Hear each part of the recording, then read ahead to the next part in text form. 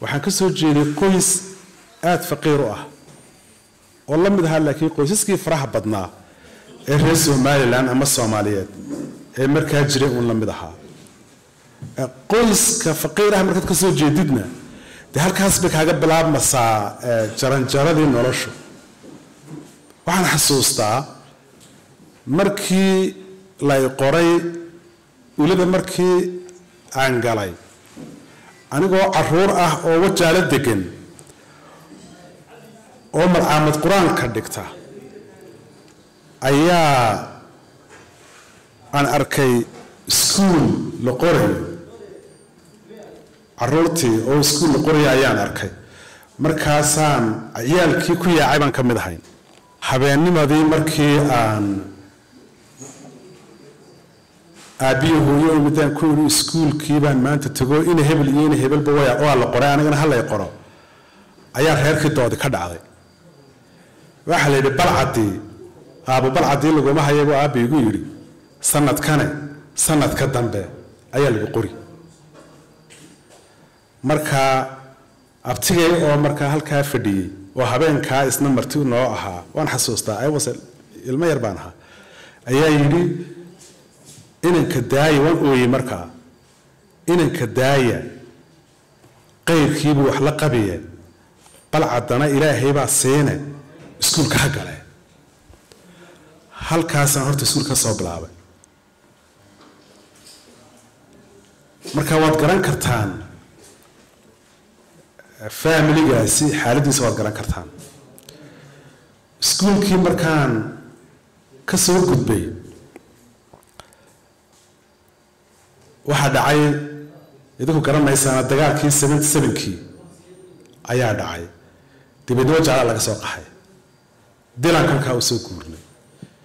dilaan hadana iskuulkii ka soo bilaabay ilaa aan dugsiga sare camudeed aan soo galay mar walba nolosha iyo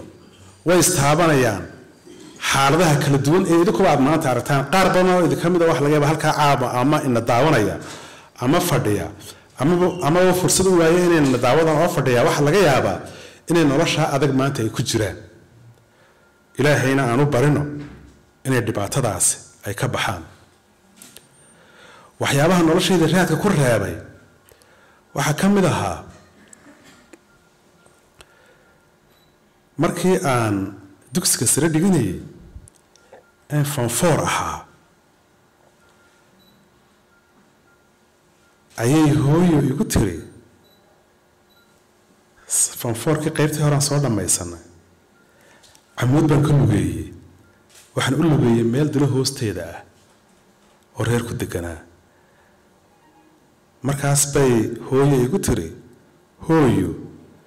lacagtii fiidiya $230 sorry $230 shilin si aan kuugu ururiyo inta iskuulku fasaxa yahay بريتولي هدي إلى هاي راهدو وان يرحم سنة ياي أو كين المدوبي أيينك حينو حابنك صقريو حابدا سن يبكيني دبديتنا حابدا سان هو فيدا كاغا أورورني marka muddo fasaxo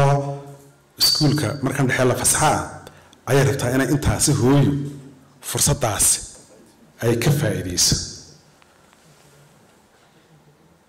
subaxnimadii ayaan baxnay meel jeeka la yiraahdo oo idinku garanaysaane doox burdi la yiraahdo u dhow ayaan subaxii xaabadii u doonay. This is part of my story. يعني waa qayb kamid ah noloshayda waan jecelahay markaa inaan cid kasta la wadaago. hooyo khayr Allah siiye xaabadii baan soo gurnay dumarkii ayaan soo hooyanay. waxa halkaa reerka hortiisa gubanaysa digadan xoolaha marka la xaadho diga ari ayaa halkaa reerka hortiisa gubanaysa. hooyo awrkii markaan ka furnay inaad geela taqaanaan mooyaane gaar ahaan awrtu markay arkaan meel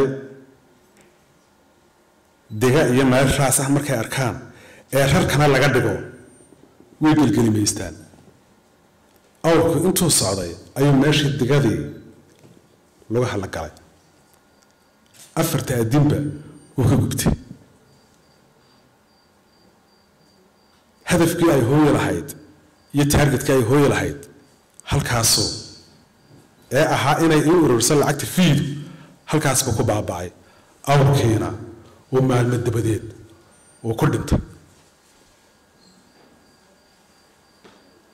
waxay markaa noqotay in fiidii qaab kale oo reerihii dadkii iyo qaraabadii iyo laga soo ururiyo ayay noqoto sidee fiidii markii dambe aan iskuulka ku tago horta noloshaasi ayaan soo marnay dibadeed waxaan tagnay idinku waad naga nasiib badantiinoo maanta jaamacadihii baa duleedka idinku yaalla oo gurigii ninkii ilaahay siiyey intuu kimista subaxa ka soo cuno ama laxooxa ka soo cuno ama galabtii gurigiisa soo cuno ayuu tegayaa maxaan ku dhadayay uu jaamacaddii gelaya laakiin annaga duruufdii ka duwan ayaan soo marnay waxa markaa aniga raad igu noqotay bal caddii la ii waayey waxa kaloo raad igu noqotay awrkii gubtay waxa kaloo raad igu noqotay hamigii hooyo ee ay lahayd inankaagu yaanu qayrkii ka hadhin ee ha la mid noqdo tiibaa markaa aniga raad igu reebtay waxaan tegay xamar jaamacaddii baan galay waxaan ka mid ahaa ardaydii 1000 arday baa markaa la qaadan jiray jaamacadda Soomaaliya oo dhan 1000 qof ayaa la qaadan jiray sanadkii waxoogaa ayuu marka dambe graduation iyo wax lagu galgaliyo 200 300 qof waa laga yaabaa inay noqdaan laakiin waxa ay dawladdu resource-ka ay ugu tala gashay iyo cidda ay ugu tala gashay wax la qaadan jiray 1000 qof ayaa la qaadan jiray